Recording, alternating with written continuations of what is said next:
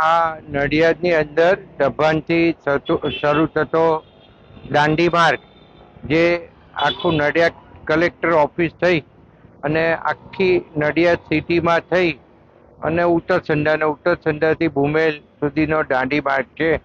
આ દાંડી માર્ગ ઉપર અનેક જગ્યાએ ખાડા પડી ગયા હતા. અમુક જગ્યાએ એવો માર્ગ હતો કે લગભગ ઉખડી ગયેલો હતો. તો એવી બધી જગ્યાએ આજે અમે 4 દિવસ પહેલા આ રોડ બતાવ્યો તો તે વખતે આ રોડ ઉપર એટલા બધા ખાડા હતા. તો આરએનબી ડિપાર્ટમેન્ટ અને દાંડી વિભાગે બંને સાથે રહી અને આ કામગીરી કરી છે. આગળ તમે સીસી રોડની પણ કામગીરી જોઈ. આખો સીસી રોડ બનાવ્યો છે. જ્યાં 100 મીટર નવો સીસી બનાવવાનો છે એનું પણ આજથી પ્લાનિંગ શરૂ કરી દેવામાં આવશે અને એ 100 મીટરનો બીજો પટ્ટો બનાવવામાં આવશે, જેથી જે જગ્યાએ પાણી ભરાઈ રહ્યા છે અને વારંવાર રોડ તૂટે છે એ તૂટે નહીં, એના માટે ખાસ આયોજન કર્યું છે. સાથે સાથે આજે કાર્પેટના પટ્ટા પણ વાગી ગયા છે અને હું અહીંથી કહું તો છેક સ્ટેશન સુધીનો રસ્તો છે એ કમ્પ્લીટ ટ્રાફિકેબલ કરી દીધો છે અને બસ સ્ટેન્ડથી તે રેલવે સ્ટેશનની જમણી બાજુનો જે આખો ભાગ હતો એને પણ રાતે કાર્પેટ મારીને આ લોકોએ કમ્પ્લીટ કર્યો છે. આખી રાત દરમિયાન આ કામગીરી કાર્પેટના પટ્ટાની કરવામાં આવી છે અને લગભગ 4 કિલોમીટર જેટલા રસ્તા ઉપર આ કામગીરી કરવામાં આવી છે. સાથે સાથે આરએનબી ડિપાર્ટમેન્ટ દ્વારા પણ કામગીરી કરવામાં આવી રહી છે અને આરએનબી ડિપાર્ટમેન્ટ અત્યારે જે પીજ રોડ છે એ પીજ રોડ ઉપર પોર્ટલ એટલે કે ખાડા પૂરવાનું કામ કરી રહ્યા છે અને આવતીકાલે સવારથી આ કાર્પેટના જે પટ્ટા છે જે જગ્યાએ બહુ જ ખરાબ છે એ જગ્યા ઉપર ખાડા પૂરી દીધા છે, પણ એના પર કાર્પેટના પટ્ટા કરવા જરૂરી છે. તો આવતીકાલે સવારથી કાર્પેટના પટ્ટા કરી અને પીજ રોડ પણ આખો ટ્રાફિકેબલ થાય અને લોકોને મુશ્કેલી ના પડે એવું આયોજન કરવામાં આવ્યું છે.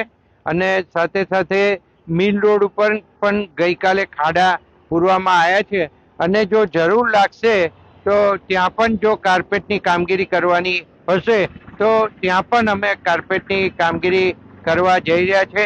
માન્ય મુખ્યમંત્રી શ્રીએ આખા ગુજરાતની અંદર રસ્તા રિપેરિંગના આદેશ કર્યા છે.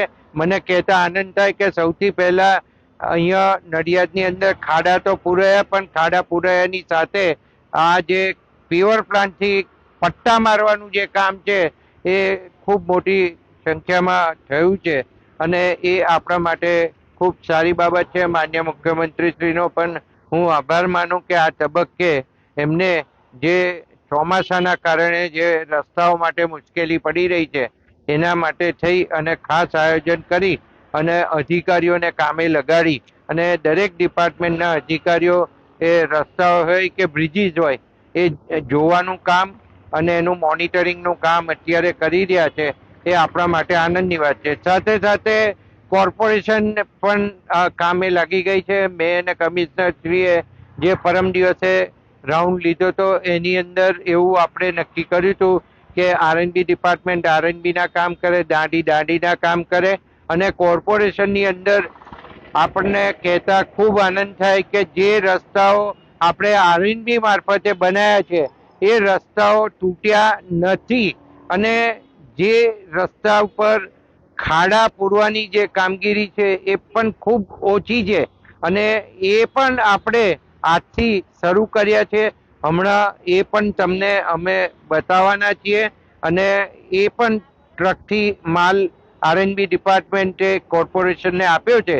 એટલે કોર્પોરેશન દ્વારા પણ નગરની અંદર જે જગ્યાએ ટેલિફોનિક જે નંબર સ્પ્રેડ કરીને ખાડા પૂરવા માટેના જે સજેશન મંગાયેલા એ આવી ગયા છે.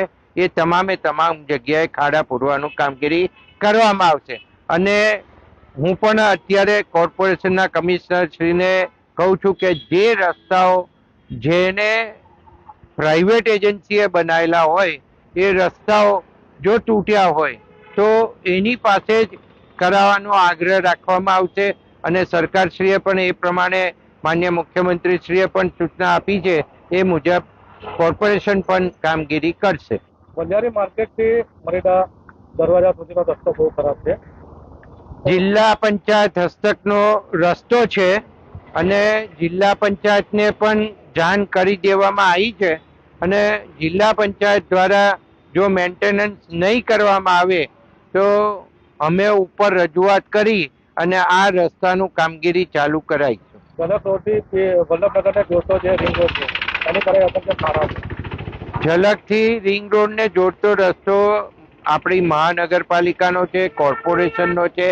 મેં હમણાં જ કહ્યું એમ કે એ રસ્તા ઉપર પણ જે જગ્યાએ ખાડા હશે એ કોર્પોરેશન વિસ્તારના રસ્તાઓ કોર્પોરેશન દ્વારા જ ખાડા પૂરવામાં આવશે અને કમિશનર શ્રી જેટલો પણ માલ એના માટે માગશે તો R&B ડિપાર્ટમેન્ટ એ એમને કાર્પેટનો માલ ખાડા પૂરવા માટે આપવાના છે.